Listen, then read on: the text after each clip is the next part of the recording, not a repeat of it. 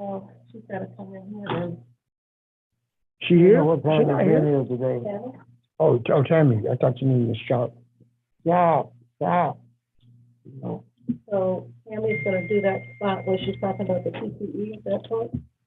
No, she's not gonna take a, she's gonna stay in her regular spot. I gave her a 1, 2, 3 plan. Yeah, Well, we'll get ready to start, so Yeah. we need to yeah, know okay. if she's gonna be in the beginning or not. No, she stays in her regular spot, but I got somebody ready to go in.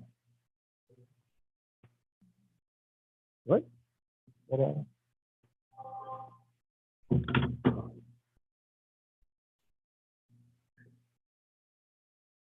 People get ready, for the train is coming. Don't need no baggage, you just get on board. All you need is space to hear the diesel humming. Don't need no ticket, you just get on board. Welcome, viewing audience and listening audience, to the People Get Ready podcast with the legendary political guru, Mr. Charles E. Bibb Sr. Come on, give it up for the star of the show, Mr. Charles E. Bibb Sr. Take it away, Mr. Bibbs. Thank you, Reverend Ben Fair, and thank you for the song. Beautiful. And now we used to have Wonderful Wednesday. Now we have Terrific Tuesday. Thank you, Lady Red. Terrific Tuesday. Today we have an awesome agenda for you. We have people coming from far and near.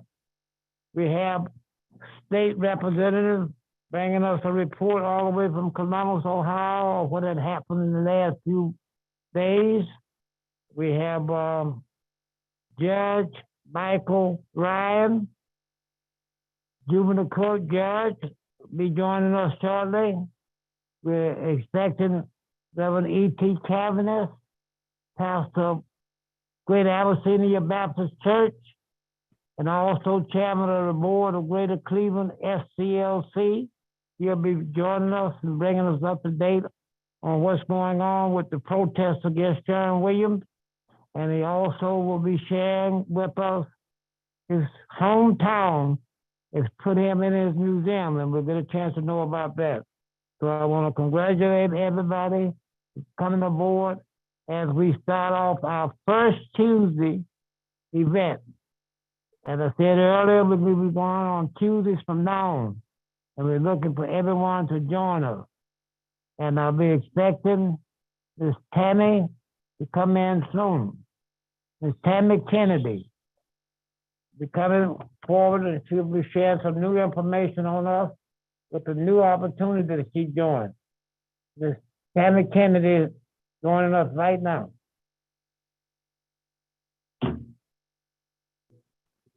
Thank you, Miss Tammy Kennedy. I was teasing her earlier. I was told to say, you are like the Pointer Sisters hit song. I'm so excited. Why are you so excited, Miss Tammy Kennedy?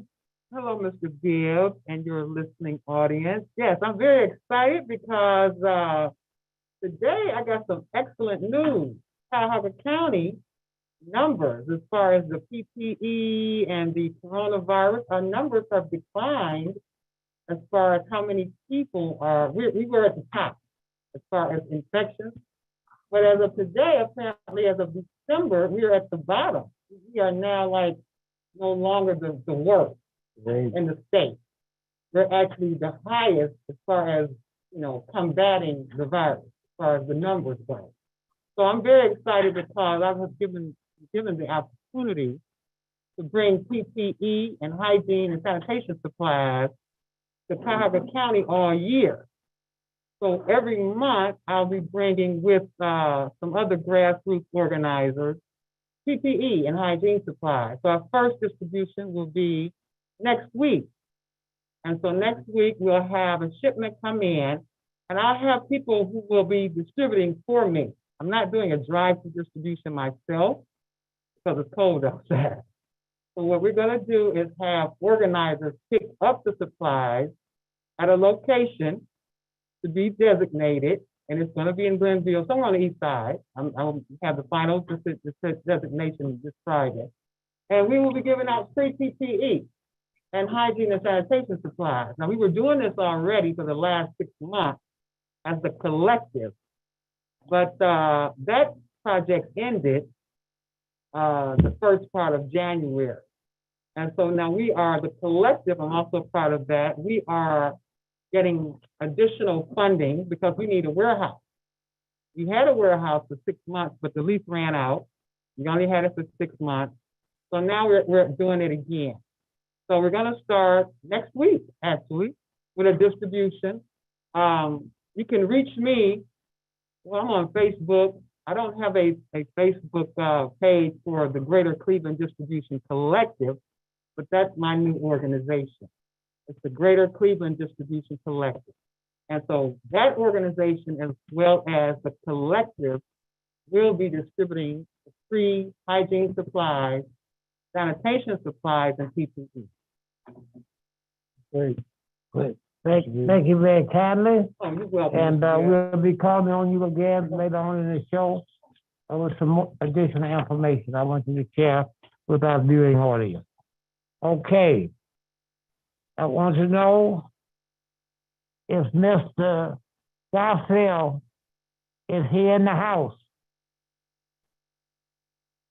Mr. Garfield in the house, we're expecting him to come forward and tell us about the opportunity.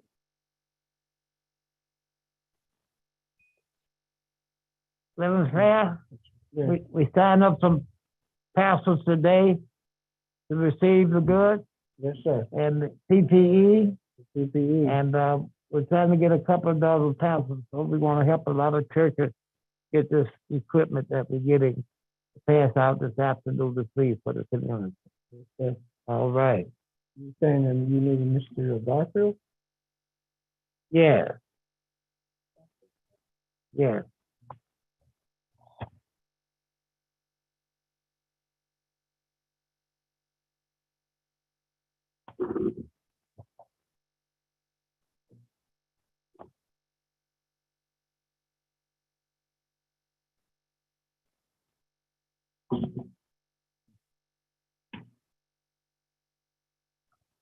Mr. Garfield, good evening. Glad to see you. The young man who's taken Ohio and the country by storm with an awesome opportunity. And I want you to share it with our viewing and listening audience this evening. Go right ahead. Our new delivery service is called Snap Delivery. With Snap Delivery, it's a new delivery service that's actually going nationwide in the whole United States. But the difference between Snap Delivered and all the other that's out here is that we give everybody a chance to win. So the customer, everybody that you refer as a customer, you will get paid, and every single order that they place. If they refer a restaurant, every order that comes out that restaurant, you will get paid. They could also refer a driver. Every delivery that that driver makes, you also get paid. Then you also could refer what's called a manager. So every manager that you share your code with, you also get paid. So this is an opportunity that we could use actually to revive our community. But the lack of what people is not understanding how powerful this opportunity is. You could come in for absolutely free. You don't have to pay any money. Then you could level up with the money that you make to a manager for $2.99 that you only pay once a year. So you have a great opportunity with Snap. We get started in June. Can we zoom in on that a little bit there? Right? In June of 2021. And so far we have over 600 cities that's already opening. Cleveland is already open, so you can place your order anytime you want. We have drivers already set up. The drivers are able to make more. The customers are able to save more. And now we are able to help the restaurant stay in business. And that's one of the key points that I want to touch on is that the restaurants, we are helping them stay in business. The other services, they're using anywhere from 10 to like up to 40% from the restaurant. So the restaurants are actually taking those costs and dumping on the customer. With Snap Delivered, what we're doing is basically we are reducing the cost. So the restaurant only has to pay $2 flat fee. That's it, nothing else. Free to sign up, and then all the customer, they are actually going to save money, but they have a chance to make money as well. So everybody get a chance to win with Snap Delivery. Now I want to thank Mr. Bibb for putting me in on here so he could share this wonderful opportunity with the viewing audience. But we have a key opportunity. And I'm telling everybody, get yourself a code, jump on this as fast as possible. This is like a gold mine, the gold rush. Get in where you fit in, and let's get paid. It's time to change, and Snap Delivery could do that exact thing for you. Mr. Scofield, I'd like to ask you a couple of questions. Absolutely, yes, sir. Restaurants in Greater Cleveland and Ohio and around the country are going out of business. Yes, sir. We have some down on the flats, was on the news this past week, going out of business. How can this help the restaurant? This will help the restaurant stay in business. So let's say you have a restaurant and you have other restaurants, you know, as far as your competition. Now, every single customer that walks into your restaurant, you have a code that you could share with them. Now, every order that they place at another restaurant, any restaurant in the United States, you get a portion of that percentage will come to your restaurant. So you could make more money outside of your own restaurant compared to what you're doing at your own restaurant as well. But now you can make money off your competition. Oh, very good, very good. It's a beautiful thing. Thank you. I want to thank you for bringing that to us. And don't leave us today because we're going to need you to come back and share some more information on Absolutely, it. yes, sir. Thank you very You're kindly. welcome.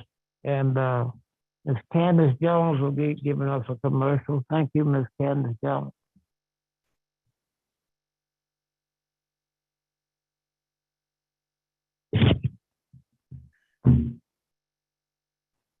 Good evening, everyone, our listening audience. My name is Candace Jones, and I am a manager representative for Snap Delivered. Mr. Charles E. Bibb Sr. joined Snap Delivered also, and he became a manager in one day. You're probably saying, what does Snap Delivered do? Snap Delivered is a new restaurant delivery service that is helping restaurants stay in business based on the very low $2 flat fee per delivery. You get paid 4 ways with Snap Delivered. You get paid when you refer a customer. You get paid when you refer a driver. You get paid when you refer a restaurant. And you get paid by Snap Delivered when you refer a manager. It's free to join Snap Delivered. No charge to join at all. This Saturday, February the 5th, 2022, at 2:30 p.m., there will be a Snap Delivered business briefing for professionals, churches, organizations, restaurants, and drivers. Please try to join that business presentation. There will also be Snap Delivered leadership advanced training. You can get signed up with Snap Delivered and get your training all in one day. Drivers are encouraged to join Snap Delivered as well. Again, there's no charge to join Snap Delivered. Get started in the Snap Delivered business and get started right away. The location of the business briefing will be at the Chandler Park Building at 17325 Beaufort Avenue at London Road. The training will take place on the second floor conference room, 2011, Ohio 44112. COVID-19 protocol will take place. You must wear a mask and be vaccinated. Mr. Charles E. Bibb Sr. encourages you to attend this Snap Delivered business opportunity briefing so you can get started. Please RSVP to Mr. Bibb at 216-659-4619. Please RSVP to 216-659-4619. Look forward to seeing you Saturday, February the 5th. 2022 at 2:30 p.m. Thank you, Ms. Candace Jones. And We're moving right along, and we have a surprise guest, very important guest coming up next, directly from the General Assembly, State of Ohio, one of the top state reps in the state of Ohio, coming to get the record straight on what's going on with redistricting and petitions and the like. The state representative, Juanita Brent, the floor is all yours. Thank you so much, Mr. Bibb, for allowing me to come on your show. I feel like this is something I've been excited and anticipating to do for a while. So trust me, the honor is definitely mine to be here, to be your guest for today. So for those who are not living underneath a rock, everyone's probably has been hearing on the news about how we do not have congressional district, state house, Senate, and state house maps at all going on right now. Just to give us a little bit of background information, every 10 years, we have the census where everyone fills that out. And with that census information, that allows us to redetermine our map at every level of government, no matter if it's municipality, county, state, or for federal. Now, what made it interesting within this last census is because we had the pandemic. And that made the process a lot longer and made it a lot harder to find people and get that accurate information. And when that delayed census information came out, it also delayed the census information on how we could redraw the map. So that was problem number one. And it's important for us to know that with that delay, it really set our General Assembly back when it came to determine what the maps were going to be. At this point, our General Assembly has gone through 3 different versions of the State House map and 2 different versions of the congressional map. Why this is important to everyone is because we here in Cuyahoga County, as well as the rest of the state, is in election season. And from your Congress people to us state reps and state senators, we do not know our maps. The maps that were sent were considered unconstitutional, and that becomes a problem because we are still having an election. And even in the midst that the Supreme Court said our maps were unconstitutional, people still have to file their petition by tomorrow at 4 o'clock, February 2nd. So people are like, how do you file a petition if you don't know what your district looks like? I have an answer for you. So me and my colleagues, because we cannot seem to do our job at the State House of coming up with our district, passed the law, House Bill 93, which was an added amendment to another bill. Make it make sense.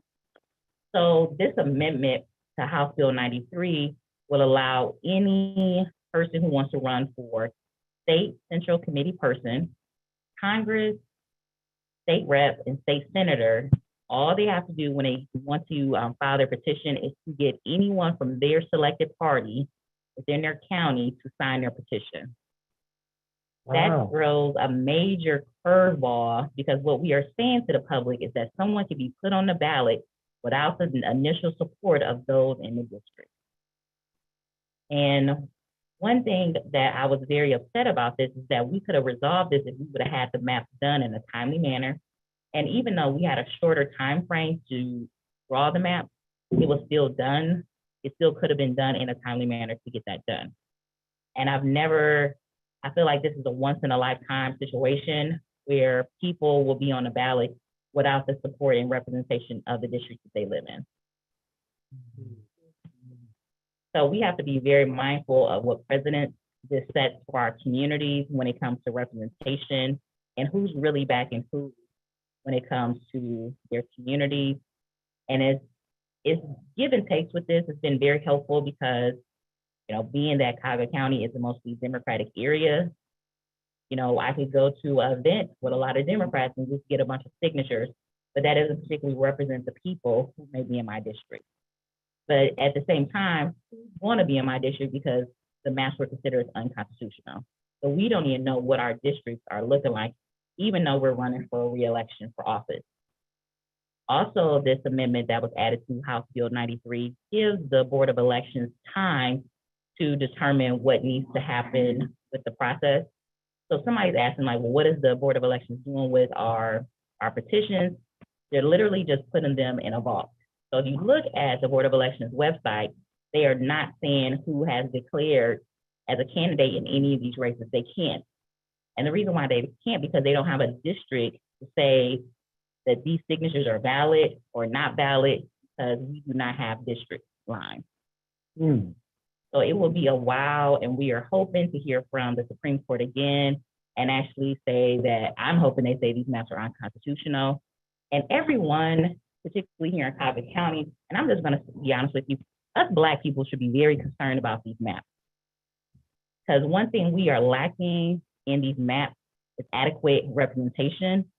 The first set of maps only had 2 East Side Cleveland House District seats. We went from having 4 to 2. Correct. And we had to fight to get the third one. So what is that is doing? It's compacting us and putting us in less and less districts. That means less and less likely that you're gonna have somebody that is gonna be Black representing you at the State House. I sit as the first vice president of the Ohio Legislative Black Caucus, the oldest Black caucus in the nation. And we only have 18 members. Out of 132 people in a General Assembly, only 18 of us are Black. And with these maps, is almost being predetermined that we're gonna have even less people who are gonna be Black at the State House. That loss of voice and representation is so crucial. So please do not sleep on what's going on at the State House. Okay, State Rep, we want to call the man and ask you a few questions. So tell me, the filing deadline is tomorrow, Yes, February 2nd at 4 p.m. and state reps, state senators will be turning in petitions Yes, with no district to run in, yes. Make it make sense. and that is the state law now That's just for this election. for 2022. We've never had anything like this before in government in the state of Ohio. When I got this news, I could not believe it. And I was able to catch up with State Representative Juanita Brent and asked her to come on our podcast and explain this to the citizens. What is going on down there about that Republican-led General Assembly. And at the same time, I found out they were down in Florida on vacation. Yes, I could not believe it, Reverend. And tomorrow, those who have not turned in their petitions, who intend to run for the state house and the state senate, will just be turning in something. Explain that again, state rep, what signatures they have on those petitions and where did they get them from? so anyone that wants to run for the General Assembly, which includes state reps, state senators, for Congress, or for state central committee persons, needs their signatures. For the State House, we just need 50 signatures. And it has to be, at least for me, since I'm a Democrat, it has to be a Democrat or somebody that's independent from the county. So anybody in a person's county can sign their signature, sign their petition. And that's like that all over the state of Ohio. Reverend Ben Fair, yes, sir. You have any questions Yes, you want to I ask do. before I go to myself? I do have a question. Representative Brent, what happens when election time comes, the primary, and the candidate wins? What happens? We're What- gonna be stuck with that person that you didn't ask to be on the ballot. And I'll just use this for example. I live in Cleveland, Lee Harvard area, Cleveland Ward 1. I could get all my signatures from the west side of Cleveland and be on the ballot. So once you be on the ballot and you vote, the voters vote and you win, right? But you still don't know what district you'll be covering. Well, we're hoping that we can have this resolved. We're asking for them to get a decision made from the Supreme Court in the very near future, so we'll know what district we're actually campaigning in. Oh, okay. Okay, Ms. Candace Jones, did you have a question of the state rep? Thank you, State Rep, for joining us this afternoon with this ballot information. And it's so unbelievable that just anybody will be able to sign the petition on the ballot. So I think my question is, maybe the same as Reverend Fair. So after the polling deadline is tomorrow, the election is May the 3rd. After that election, if for some reason things are not resolved yet, so those that win the Democratic nomination go on to the general election with the same philosophy. It should be going into the general election where We're hoping that will not be the case. We're hoping the Supreme Court will be very expedient and give us a decision. But right now, we have no map. So the only thing that I know is that I live in a particular precinct. That's the only thing I can know for sure, but no one knows how long it will take. And the biggest thing the court said is that they wanted to make sure the maps were constitutional, and the maps have not been constitutional. Okay, I'd like to ask another question, Candace, while Mr. Seals to take the seat a minute, please. State Rep, I think I heard you, and I want to make sure I heard it clear. When you turn in your petition, you want to be running where you live. Yeah. No matter where that is. You understand that, Reverend? Yes, sir. Understand that, Mr. Mike Seals? I do. When you turn in your petition, whenever the map comes, Supreme Court, give the, and it's the map, that's where you the state rep. That is unheard of. That's the law. And that's why I asked the state rep to come in and explain the law to us. We appreciate her coming to Mr. Wills. We Oh, need yeah, this, oh, yeah. the public needs this information. We need this information in our community so we will understand what actually is happening down there in the General Assembly in our state and how the impact is impacted our community.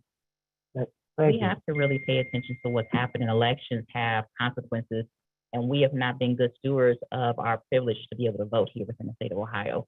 We have elected people who do not care about our community. It was even times where multiple historical Black communities here in Cuyahoga County were split up within this map. Imagine if Warrensville was split up. Imagine if the Huff community was split up. That's what was happening with these maps. And the members of the Black Caucus had to go in there and fight to make sure the historical Black communities were kept together in these maps.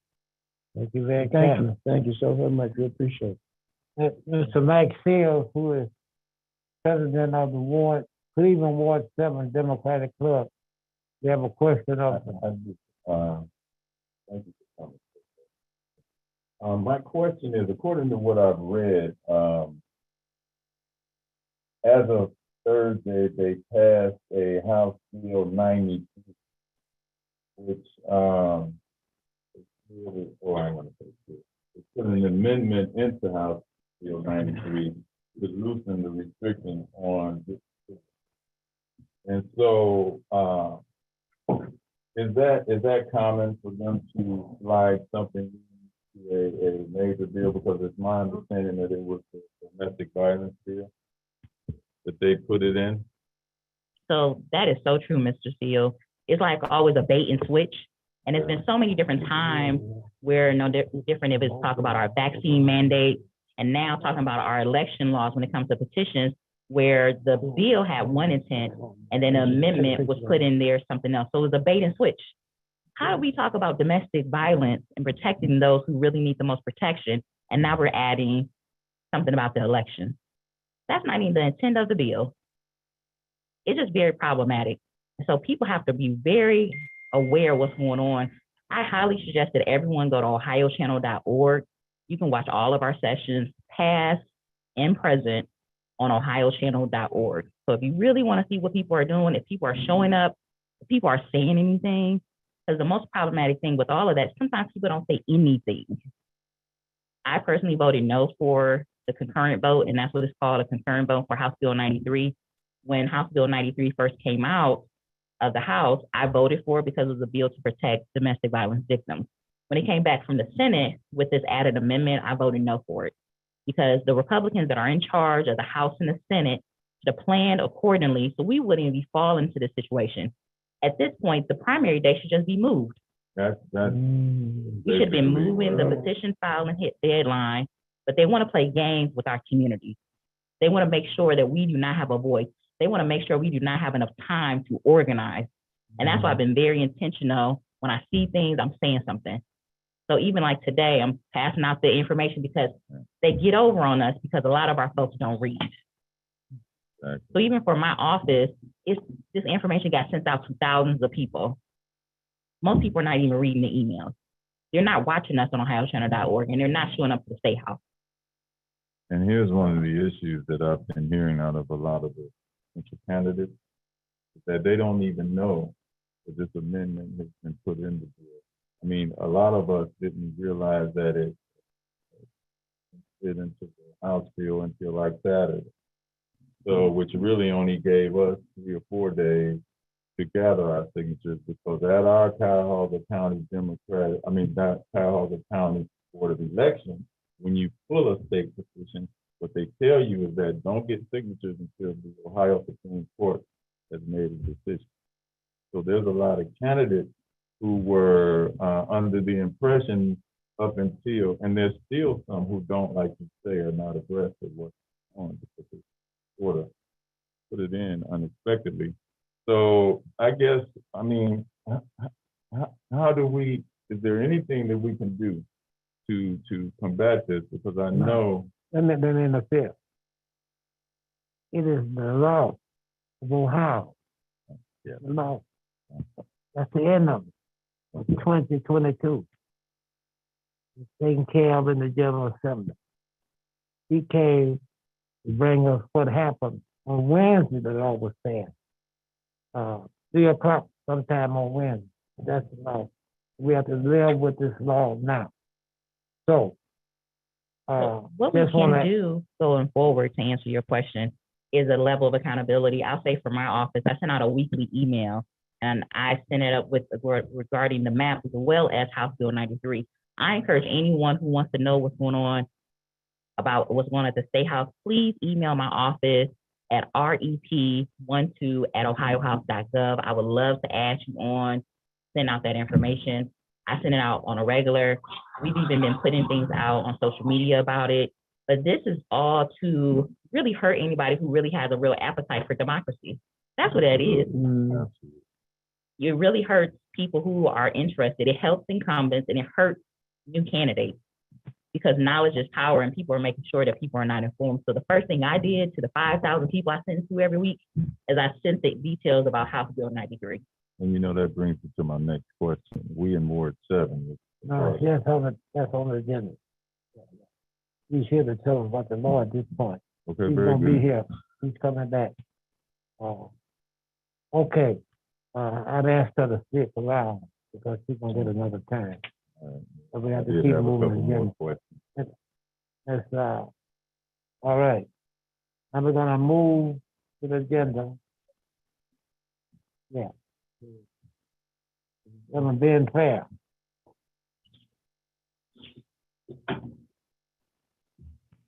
All right, we wanted to discuss some of the issues that's happening in our community, particularly. We're gonna talk about this. We're going to talk about the issues that we're going to be discussing this year. Number one is the Ohio State Juvenile Prison Sex Scandal. The source, Cleveland.com, December 1st. Cuyahoga County Juvenile Detention Center. The source, Cleveland Plain Dealer, October the 6th, 2021. Cleveland, Ohio, the poorest city in the U.S. The source, U.S. Census. Cleveland, Ohio, the worst city in the U.S. for Black women. The source, the Cleveland Plain Dealer, November 28th, 2021. Cleveland, Ohio, over 50% of children living in poverty. The source, the 2020 census. Cleveland, Ohio, the worst city in the U.S. for infant mortality. Cleveland, Ohio, the worst city in lead paint poisoning. The source, the Cleveland Activist for Safe Housing Clash. Cleveland Municipal School District is the worst big city school district in Ohio. The source, Ohio State School Board. Those are the items to be discussed, Mr. Bibb. Well, thank you very kindly. And we're gonna have an exciting year. We're gonna bring to the citizens of Collin County and around the world through podcasts just what's going on in Greater Cleveland and bring them up to date as they need to be up to date, like the state rep said. Just gonna try to get them informed more of what's going on. Yes, sir. And Ms. Candace, you can come back to the table, please. And appreciate we have a guest in the house, longtime friend, long before he was a judge, and proud of him, what he did on the bench. And it's time for him to do some other things. And I asked him, would he come over and explain to us what he's been doing on the bench and explain to us where he wants to go next and why. Devin, you think that's a pretty good subject? It's excellent subject. And we have to see if the judge can handle it. Yes, sir. Judge Michael Ryan, the floor is all yours. Get a good picture of this camera and get them from both ends of the table, please. This seat is hot. Thank you very much, Mr. Bibb, for inviting me on to the show. It is an honor and a pleasure for me to be here, have an opportunity to watch the podcast on video, and to be here in person is definitely a privilege because I know it's not always extended to everybody. So I am grateful. I don't know how much time I have because you want me to talk about all the things I've done on the bench. I think I need about 2 days. Yeah, right. Well, we're gonna work with you on the time, Judge. We're gonna work with you. Okay. You know, for those who don't know, I am Judge Michael John Ryan. I've been a judge actually now for 16 years. Although many people would question that if they see me in person without the mask on, and said I still have my baby face. But you know, those 16 years have been wonderful. 7 years as a judge for Cleveland Municipal Court, now 9 for the Collier County Court of Common Pleas Juvenile Division. And I've been hearing matters as minor as jaywalking, both in the municipal court as well as common pleas, to as major as like domestic violence in the municipal court, but then aggravated murder cases in the juvenile court, unfortunately. Because those are cases where young people who are 17 years or younger were accused of those type of offenses. And I've had at least 4 murder cases that I actually presided over in the last 9 years that I've been a judge for, common pleas. And then there have been other murder cases that actually were bound over to the adult court because they met the criteria for the child to be charged as an adult. And so, you know, I've dealt with some very heavy cases as a judge for Court of Common Pleas. And just to get, you know, away from that, just tell you a little bit about what we do, because we're seen as some type of enigma at juvenile court. There's mystery about what happens over there. I can tell you, like, with respect to young people who are first brought to the Juvenile Justice Center, majority of them, at least at this particular time, they aren't confined there. We have the capacity probably to hold about 200 kids safely with the staff members that we have in the facility, but we're in probably the low hundreds at this time because we made a concerted effort when the pandemic started to reduce the amount of kids that were there so that we can avoid having outbreaks like they were having at the adult, I'm gonna call it prison because ours is in the prison, it's an adult jail. And so we did that. And so now the only kids that are in our detention center are kids who are charged with high-level felony cases. Felonies of the first or second degree, talking about aggravated robbery with guns, aggravated burglary, rape, aggravated murder. Those are the type of kids that are in the detention center. The kids who have offenses like petty theft or assault, or even receiving stolen property, low-level felony 4, felony 5, theft offenses, they aren't in our detention center. Those kids are either on home detention or they're in the community with the understanding that they need to be compliant with court orders and pre-adjudication. We don't confine them. We have a number of kids who have already been have their cases resolved in the juvenile court, but we have to hold them because if they're bound over and they're not 18 and they're not causing problems in the detention center, the law requires that they remain in our detention center until their cases are over. So even if their cases are being heard downtown, they're still with us. So we still feed them like we do all the other kids. All the kids get 3 meals a day, sometimes it's a snack. They are required, if they're under 18 years old, required to go to school. It's compulsory. And we make them go through the Cleveland Metropolitan School District. And I believe they get at least 5.5 hours of instruction each day, Monday through Friday, but they're like Cleveland Metropolitan School District. So when they're off, Cleveland Metropolitan School District is off, so are our kids. So they get a vacation, summer vacation, they get Easter vacation, they get winter break as well. They have access, just like the other kids do, to remote access.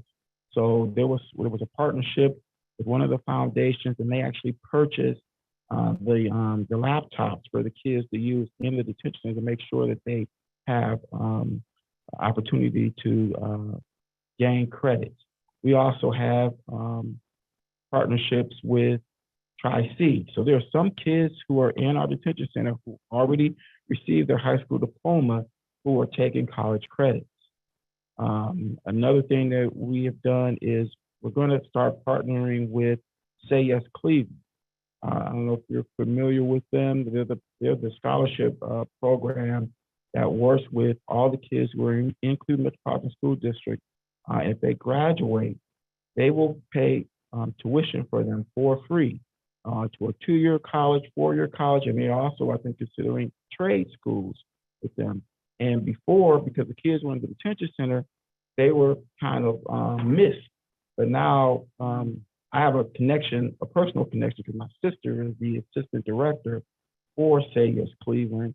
She called me and said, she didn't call me Judge, she said, Mike, listen, we want to make this connection there because we have family support specialists who can provide additional referral services for those kids and their families while they're in the detention center, so that when they get out, now they have the opportunity to take advantage of these scholarship opportunities. And in fact, there was one kid, and I don't know their name, but one kid so far has been able to use the Say Yes Cleveland scholarship after they got out of the detention center. So people don't understand that our detention center is a temporary holding center. It's not like Cuyahoga Hills, which is the place where we send young people who are adjudicated delinquent. That is the Ohio Department of Youth Services. They manage that. We don't manage Cuyahoga Hills. There are there's Circleville, and then there is Indian River. Those are the 3 facilities for the Ohio Department of Youth Services. We don't have any control over those facilities. And that's where kids are sent. We can send kids there. We can send them to what we call community correctional facilities, CCFs, which is a step below ODYS. We also have options to send them to residential treatment facilities or sending them to other places where they get school. They get all these other services, mental health services, CBT, cognitive behavioral therapy services, all those. So we have a slew of facilities and placements that we send kids after their cases are resolved when they're in the detention center. So that we temporarily hold them there, but if any long-term placements, those are outside of detention center. What I've been doing on the bench is, I think, both unique and different because I come from this different background, this different perspective, raised in some of the same neighborhoods that the kids are, having some of the same challenges that they did growing up, and trying to give them opportunities to change, really focusing on the reason why juvenile court was actually established. Back in 1908, 1906, we had our first juvenile court here. We were second to Chicago. And the primary purpose for juvenile court at that time was to rehabilitate wayward kids, put them on the right path. It wasn't about confinement. It wasn't about punishment, punitive actions against kids. And then, you know, after time, the pendulum swung to, okay, now we need to really confine these kids because some of the offenses that they're committing are really heinous. And then, you know, the pendulum swung to the bindovers for kids. And now the pendulum is swinging back to, you know, we've got to do a balance between protecting the community and rehabilitating children. Why? Because children are malleable. They have the ability to change. And, you know, there's been so much research done about it. And it's something that I really focus on when I'm deciding what should I do with this young person who has, you know, unfortunately been found delinquent of a criminal offense. And so I look at how do I protect the community and at the same time give this kid the tools that he or she needs to be able to change their trajectory from a path of destruction to a path of construction. So many times I'm looking at what services can we provide to the young people in the community, keeping them home, and use those. And if those aren't effective, okay, what else do we have short of sending them to ODYS? What else can I do? Can I send them to a resident treatment facility for a few months, get their attention, give them the services, take them out of their environment, put them in another environment, a more structured environment, where they're getting, you know, meals every day, where they can wear, you know, clothes that are clean, where they have access to professionals who can give them a different way of looking at life and looking at matters and making different choices. If we can, you know, push them that way, maybe they won't come back in. Maybe I can help reduce the recidivism rate for jumping. So that's what I do. It's generally the only time that I'm sending someone to ODYS is either they have agreed to it because they want to avoid being bound over, or this is like their second time with me for the same high level offense. They have not been able to be compliant with any of the probation services, or the offense is just so heinous that it would demean the seriousness of it to say that you just go home after this. And I've had those cases where 12-year-olds have shot individuals and nearly killed them. 12-year-olds with the gun, unprovoked, shoots them. And I've had 3 of those cases. So, and that's only one part of what we do at juvenile court. Right. The other part is that. This is a good time to break. Oh, I'm sorry. We're gonna ask you a few questions. Okay. And go to the second part. Before I ask my question, at one time, we had the churches working with the juvenile detention center. And minister friends of mine were I was in the group with the ministers, and that group was dissolved. It worked out of Tri-Stone Baptist Church down in the project. You know what Tri-Stone is? Yes. Pastor Hughley. Yeah, Yeah. that's what we meant. Miss Candace, that's what we meant. So when I say we go back, we go back. And it was very helpful there. And there's a lady that works with us, Mr. Doris Dixon. I'm gonna get her and find out what happened. It was a great help because it was kind of between the juvenile detention center and the judges and things. It helped outside to help some. And you know, we have 2 people. Where's Mrs. Mike Field? Mike Field still in the house, and Judge, not Judge, I got 2 judges.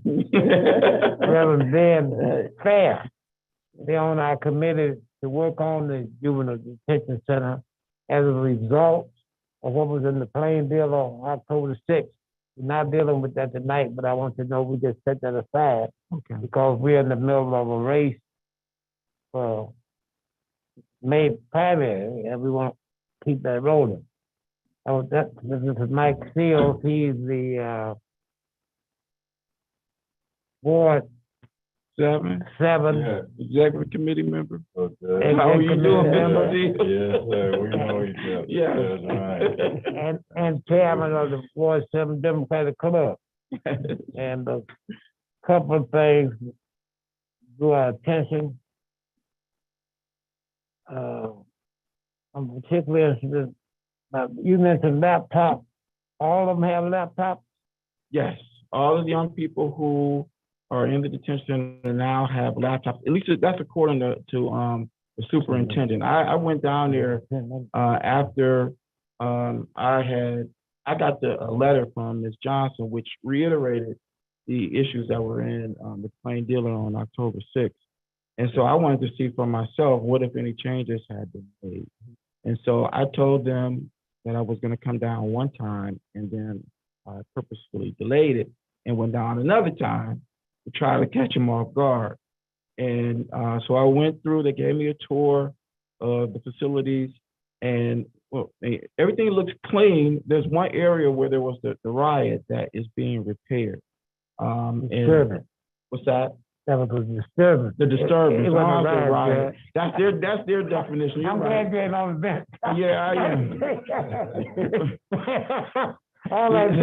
The disturbance yeah. the disturbance that was there, they're actually repairing that area. Because it was damaged pretty good. And I also had an opportunity to talk to some of the employees, and they were saying that things are much better now than they had been both in months past and years past.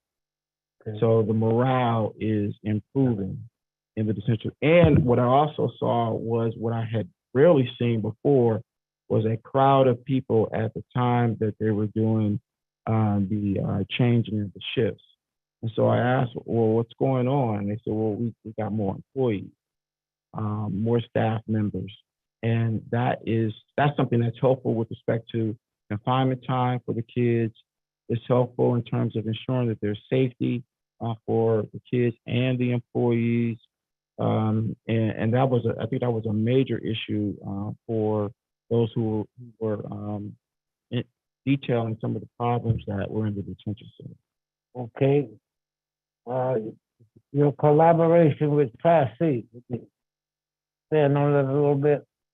Well, it's my understanding after speaking with Celeste Wainwright, who is over the educational program in the detention center, that we do offer young people the opportunity to gain credits through Tri-C once they get their diploma, either via their high school or through a GED program. So that is offered to them. And that's through a partnership with Tri-C. And I'm not sure if there's a foundation that also helps, because the kids aren't going to be responsible for paying for those credits. Because I wanted to hear that. Yeah, no, that's free. That's free for the kids. Okay, very good. Then Evan, yeah. You probably got a question. Oh, Go yeah. ahead, Evan. Thank you. Judge Ryan, you did a fantastic job in laying out the details of what you do over at the juvenile justice center with the courts. But I do have more than one question, but I'm just going to ask you just one question, and that is what do the kids get the same curriculum at the juvenile detention center as they do for Cleveland Public Schools? They're supposed to, because it is managed by Cleveland Metropolitan School District. And so, because I asked the question too, I said, because some of the kids are coming from different jurisdictions, Cleveland Heights, Euclid, Bay Village, North Olmsted, while they're in the detention center. But Cleveland Metropolitan School District is the one responsible for educating those kids at that time. And if I think they are advanced, they have the opportunity through those laptops to do different work than what is being taught maybe in the classroom at that time. So there is a way to individualize their educational, so not necessarily an IEP, but at least individualize it so that they aren't too far behind or when they leave the detention center. So. Because you can measure them. Yeah. Got a clock running on it. One of the Right. questions, Judge Ryan, that I wanted to ask in regards to Justice Center is, according to what we've read, there's absolutely no recreation. And so, you know, with our youth, they got a lot of energy. Sometimes that builds up into frustration. So is there any recreational programs put in place? I know you touched bases. I wanted to ask about the educational programs because according to what we read, those weren't happening. But is there any recreational programs set up? Because according to what we read, they spend a lot of their time in their cells. They get at least an hour and a half of recreation time each day. Okay. And when I went down to visit, they had 2 groups in one gym, and then they had 2 groups in the other gym. So we have 2 gyms in our detention center. And the kids were playing basketball when I was down there. Now, how long they have been playing, I'm not sure, but or how long they could continue to play. At least they told me it's an hour and a half for the most part. We also, during the springtime, they're outside. There's a huge playing area. They either play basketball, sometimes they're playing volleyball, sometimes they're playing flag football. And so they do get that, they do get recreational time, and it's not non-existent. Now, there have been times where they may have had to limit it because of staff members, the staff shortage.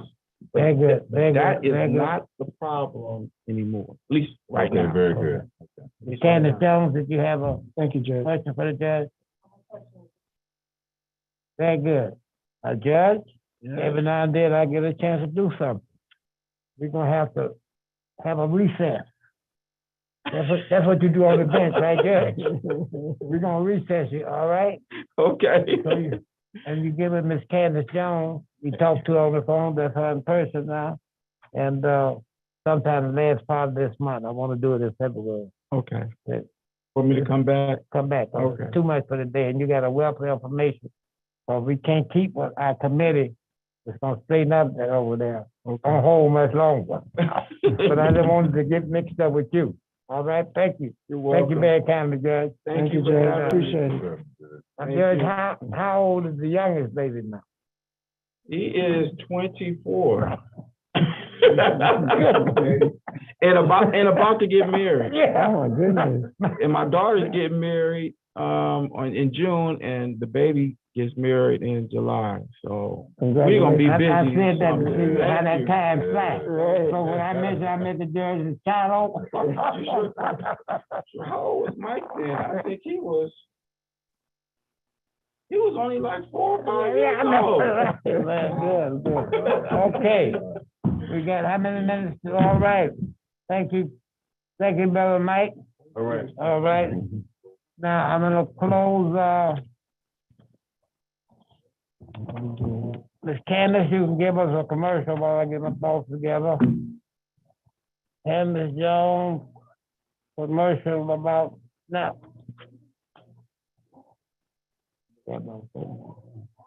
Okay. Good evening again, ladies and gentlemen. My name is Candace Jones, and I am a manager representative with SNAP Delivered. Mr. Charles E. Bibb Sr. is also a manager with SNAP Delivered, and he acquired that title as manager in just his first day of joining SNAP Delivered. What is SNAP Delivered, you're probably asking? SNAP Delivered is a new restaurant delivery service that is helping restaurants stay in business based on a very low $2 flat fee per delivery. You get paid 4 ways with SNAP Delivered. You get paid with SNAP Delivered when you refer a manager. You get paid with SNAP Delivered when you refer a driver. You get paid with SNAP Delivered when you refer a restaurant. You get paid with SNAP Delivered when you refer a customer. It's free to join SNAP Delivered. No charge at all. On Saturday, February the 5th, 2022, at 2:30 p.m., there will be a SNAP Delivered business briefing for professionals, churches, organizations, restaurants, and drivers. Please join us for this business briefing. The location of the business briefing will be at Chandler Park, 17325 Euclid Avenue at London Road. It will be on the second floor conference room, suite 2011. Please RSVP to Mr. Bibb at 216-659-4619 to be able to join the business briefing opportunity. No charge to join the business briefing